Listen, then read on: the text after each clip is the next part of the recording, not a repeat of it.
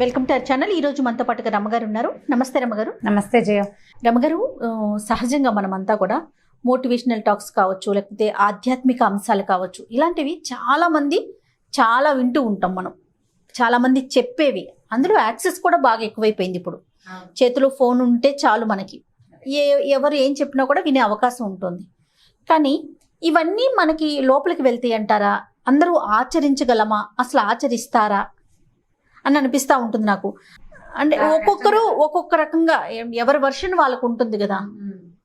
Point ఆచరించగలమంటే ఏదో నీతి వాక్యాలు, ఓ నీతి వాక్యం జీవితానికి ఒకదాన్ని పాటిస్తాం, 2 ట్రై చేస్తాం, 3 విని వదిలేస్తాం. అన్నీ నీతి వాక్యాలే విని, అన్నీ మంచి మాటలే విని అన్నిటినీ ఆచరించాలంటే జనాలు ఎక్కడ చేస్తారు? దాన్ని చెయ్యలేకపోతారు.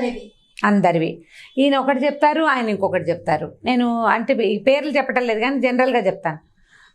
చాలా కొన్ని ప్రవచనాలు వింటుంటాం కదా. భర్త గారు జపం చేసుకుని వచ్చేసరికల్లా దేవుడి దగ్గర అన్నీ అమర్చేసేయాలి, ఇంకేదో చేసేసేయాలి, పూజకి ఏర్పాటు చేసేయాలి. ఆయనకి ఆఫీస్ ఉంటుంది 9కో 10కో, ఈయన 6కో 7కో కూర్చుంటాడు. 6 గంటలకి భర్త గారు పూజ దగ్గర కూర్చునేసరికి స్త్రీ అన్నీ అమర్చి పెట్టేసేయాలి. వాకిట్లో ముగ్గేసేయాలి, ఇల్లు వాకిలి ఊడ్చేసేయాలి. ముందు రోజు రాత్రి భర్తకి కాళ్ళు పట్టాలి. భర్తకి కాళ్ళు పట్టి ఆయన నిద్రపోయే స్త్రీ పొద్దున్నే లేచి, ఆయన లేచే లోపలే ఇల్లు వాకిలి అన్నీ ఊడ్చేసి దేవుడి దగ్గర సవరించేసి తను స్నానం చేసేసి చేయగలదమ్మా సినిమాటిక్గా? అంటే ఇదివరకు రోజుల్లో సాధ్యమయ్యేదేమో రమ్మగారు. ఇదివరకటి రోజుల్లో అంటే భర్తలు మగవాళ్ళు నదికి వెళ్ళేవాళ్ళు, సంధ్యావందనం నది దగ్గర చేసుకొచ్చేవాళ్ళు. వచ్చేసరికి టైం పట్టేది ఒకటి. పైగా ఇళ్లలో 8 మంది ఉండేవాళ్ళు. ఒకళ్ళు వాకిళ్ళు ఉడిస్తే ఇంకొకళ్ళు ఇల్లు ఉడిచేవాళ్ళు. ఇప్పుడు అవకాశాలు ఏవి ఎక్కడున్నాయి? ఇప్పుడు ఈ ప్రవచనం ఫాలో అవ్వాలా మనం? మహానుభావులు మంచి మంచి విషయాలు చెప్తారు, చాలా గొప్ప విషయాలు. వీటిని ఫాలో అవ్వలేం కదా, వీటిని చేయలేకపోతాం. కొన్నిటిని మనం ఫాలో అవ్వగలుగుతాం. ఆ కొన్ని ఏమిటి అనేది ఎవరెవరి విజ్ఞత బట్టి వాళ్ళు తీసుకుంటారు. ఇతరులను ఇబ్బంది పెట్టద్దు. మానవ సేవే మాధవ సేవ మహావాక్యాలు, వాటిని మనం ఫాలో అవ్వగలుగుతాం. అంతేగాని ఇప్పుడు నువ్వు ప్రతిదీ ఫలానా కథలో ఫలానా వాడు ఒకటి అదేదో చేశాడు, నువ్వు చేయాలంటే అలా ఎలాగా? అట్లా ఎట్లా చేస్తాం? ఇప్పుడు దేశకాలమాన పరిస్థితుల్ని బట్టి కదా, మారుతున్న కాలాన్ని బట్టి మనం కూడా మారాలి కదా. మనము మారాలి. కాబట్టి అన్ని ప్రవచనాలు, అన్ని మోటివేషనల్ టాక్స్, అన్ని హరికథల్ని విని వాటిని రకంగా మన జీవితాన్ని మలుచుకోవటం సాధ్యపడదు. ఇప్పుడు నేను మలుచుకుంటాను, నాతో పాటు రోజు నువ్వు పని చేయాలి. నీకు తెలియదు అసలు నేనేం చేయాలి నీతో, అంతేగా కదా. ఇప్పుడు రోజును బట్టి కొన్ని సాధారణ నియమాలు ఎవరికైనా కావాలి.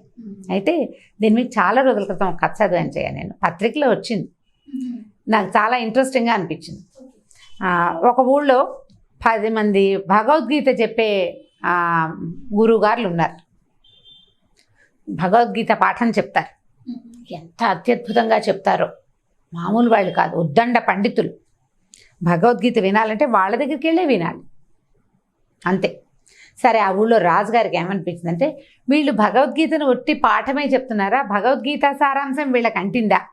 ఇప్పుడు మనకొచ్చిన ప్రశ్నే ఆయనకు వచ్చింది. కనుక్కొద్దాం అనుకున్నారు. సరే, ఒకరోజు వాళ్ళందరినీ పిలిచారు. చాలా రోజులు అవ్వలేదు ఇక చదివి, నేను ఒక 6 నెలలు 8 నెలల క్రితం చదివినట్టున్నాను. పిలిచేసరికల్లా అందరినీ అడిగారు, భగవద్గీత శ్లోకాలు, ఆ శ్లోకం తెలుసా, ఈ శ్లోకం తెలుసా, ఫలానా అధ్యాయంలో ఫలానా శ్లోకం చెప్పారు, అది తెలుసా అని అడిగారు. అన్నీ వాళ్ళు మాకు తెలుసు అన్నారు.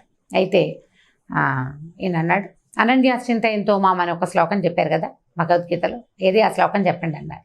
చెప్పారు, ప్రఖ్యాతమైన శ్లోకం.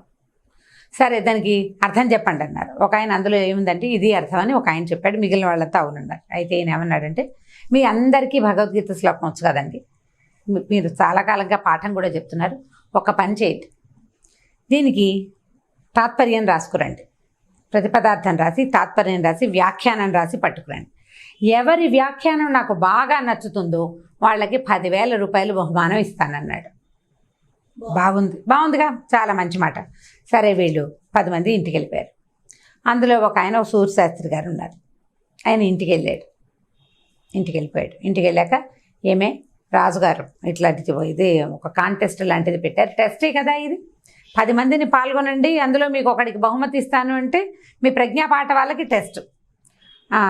మనకి ఇప్పుడు డబ్బు అవసరం ఉంది, మరి అందుకని ఏదైనా రాద్దాం అనుకుంటున్నాను. కాకపోతే రాజుగారు పరీక్షిస్తాడు, ఎందుకంటే ఆయన మంచి విద్యావంతుడు, బాగా చదువుకున్నాడు, శాస్త్రజ్ఞానం ఉన్నవాడు అనేసరికల్లా భార్య అంది, ఇంత ఆలోచిస్తారేమిటండి, మనకు డబ్బులు కావాలి, మనం అడగాల్సింది రాజును కాదు భగవంతుణ్ణి కదా. భగవంతుణ్ణి అడిగితే రాజు చేతి ఇప్పిస్తాడు. అది నువ్వు దేవుణ్ణి అడిగితే దేవుడా నన్ను రక్షించంటే దేవుడు వచ్చి రక్షించాడు శంఖచక్రాలతో, ఎవరినో పంపుతాడు. అదే కదా చెప్పాడు. ఆ మాటే రాసి పంపించండి, మనకి ఎందుకు వచ్చిన కాంటెస్ట్ అండి అని. నేను ఆలోచించుకున్నాడు. ఉత్తరం రాశారు, అయ్యా మీరు పెట్టిన ఈ ప్రజ్ఞాపాఠవాల పరీక్షలో నేను పాల్గొనండి. శ్లోకంలో ఏముంది, అనన్యాశ్చింతయంతో మాం ఏ జనాః పర్యుపాసతే తేషాం నిత్యాభియుక్తానాం యోగక్షేమం వహామ్యహం అన్న.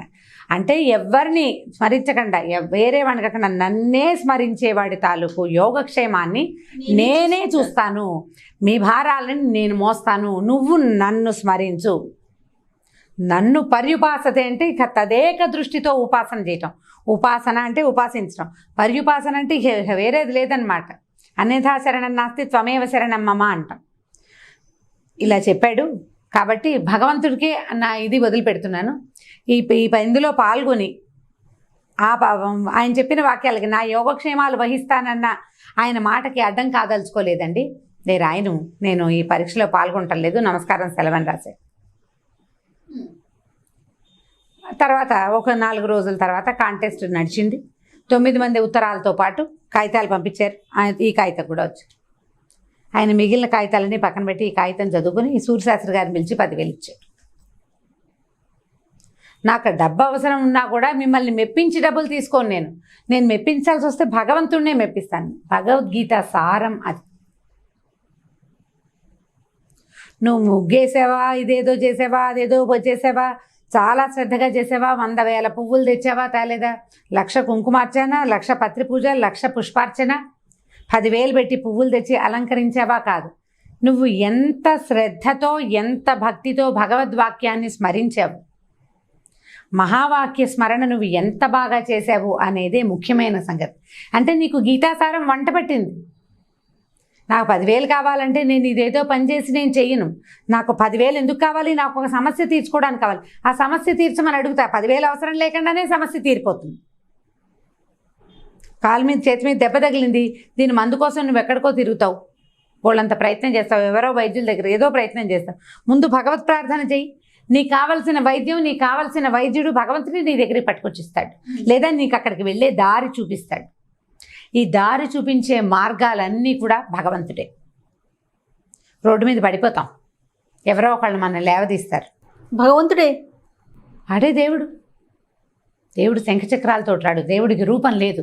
మనం ఒక కల్పించుకున్నాం. ఆయన శంఖచక్రాలనే త్రిశూలం పట్టుకుంటాడు, లేదా పద్మాసనం వేసుకుని కమలము తామరము పట్టుకుంటారన్న రూపాన్ని మనం కల్పించాం శక్తికి. అవి ఏవి ఆయనకు అక్కర్లేదు. అది నీ దృష్టి.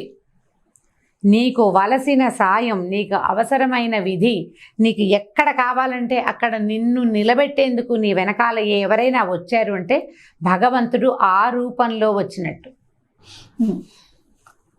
అంతే కదా. భగవద్గీత సారం ఏం చెప్పింది? నన్ను ప్రార్థించు. నువ్వు మానవ మాత్రులని అడగాల్సిన పని లేదు. నన్ను అడుగు, నీకు కావాల్సిన వాడిని నేను ఏర్పాటు చేస్తాను. విషయం చెప్పు. ఎవరికైనా చెప్తే వాడిని ప్రార్థించక్కర్లా. నువ్వు ప్రార్థించుపోని.